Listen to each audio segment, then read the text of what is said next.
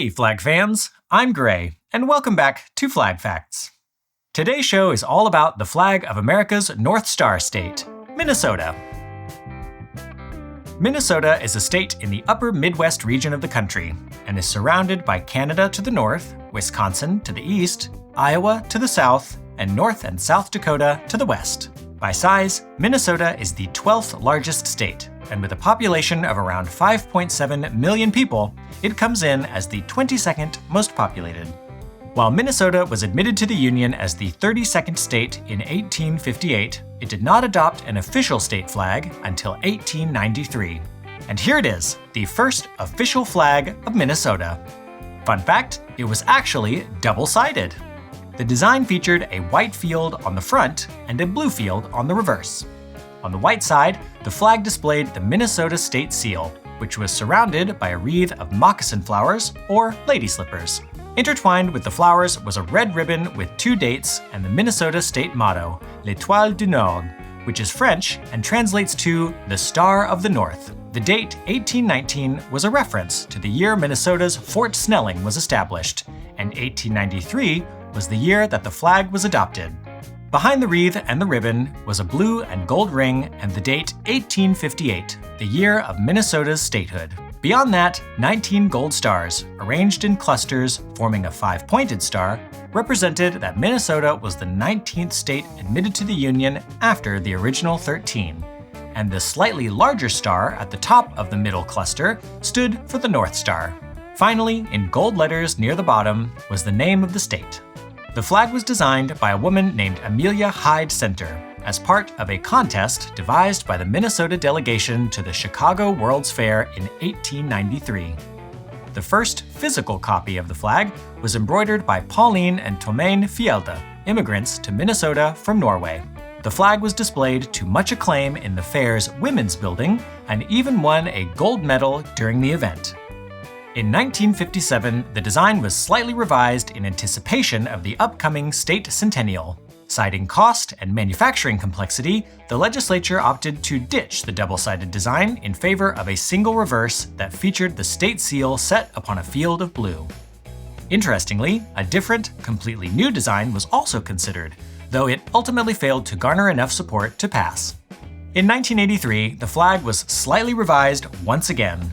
While the color of the field was updated to a lighter shade of blue, the most significant changes took place in the state seal. So let's take a closer look.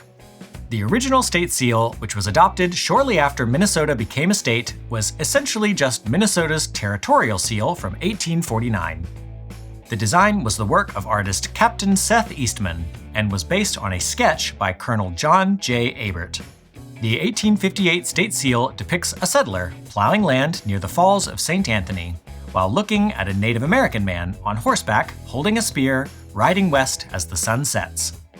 On a stump near the settler sits a rifle, a powder horn, and an axe. And if you're thinking that this scene looks a little ominous, you're not wrong. It's exactly what it looks like: a European settler driving the native population off of his newly claimed land.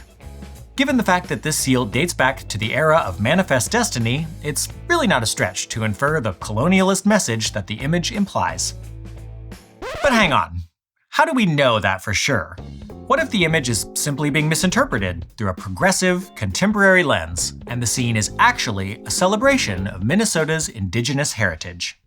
Well, allow me to introduce Mary Henderson Eastman, Captain Seth Eastman's wife, and her poem about the seal designed by her husband. It reads, give way, young warrior. Thou and thy steed give way. Rest not, though lingers on the hill the red sun's parting ray. The rocky bluff and prairie land, the white man claims them now. The symbols of his course are here, the rifle, axe, and plow. Not thine, the waters bright, whose laugh is ringing in thy ear. Not thine, the otter and the lynx, the wolf and timid deer. The forest tree, the fairy ring, the sacred isle and mound, have passed into another's hands, another claimant found. Give way, young warrior. Our title would you seek? 'Tis the rich against the poor, and the strong against the weak. We need thy noble rivers, thy prairies green and wide, and thy dark and frowning forests that skirt the valley's side. The red man's course is onward, not stayed his footsteps be, till by his rugged hunting ground beats the relentless sea. We claim his noble heritage, and Minnesota's land must pass with all its untold wealth to the white man's grasping hand. And I could go on, but wow, I think you get the point. Clearly, the expansionist message of the image was well understood at the time, and indeed, very much intentional. And with this in mind, we head back to 1983. By the 1980s, the state seal had already faced years of criticism, so the state legislature set out to address those concerns. However, the changes they made were lackluster at best. The new design simply changed the direction of the man on the horse to due south instead of west, and specified that the rider, in fact, represented the great Indian heritage of the state. This suggested that critics of the design had simply misunderstood the original designer's intention to celebrate the coexistence of cultures in Minnesota, which, as we've already demonstrated, couldn't be further from the truth. Yet, despite the criticism, the design remained in use for decades to come. And as the years went by, the problematic imagery wasn't the only thing to complain about.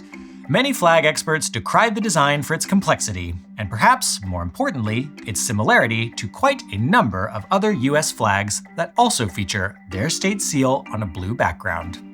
In a 2001 survey by the North American Vexillological Association, the Minnesota state flag was voted one of the 10 worst flags, coming in 67th out of 72 state and provincial flags in the US and Canada. Given these critiques, coupled with the concerns about the imagery, a number of attempts were made to replace the seal and flag over the years.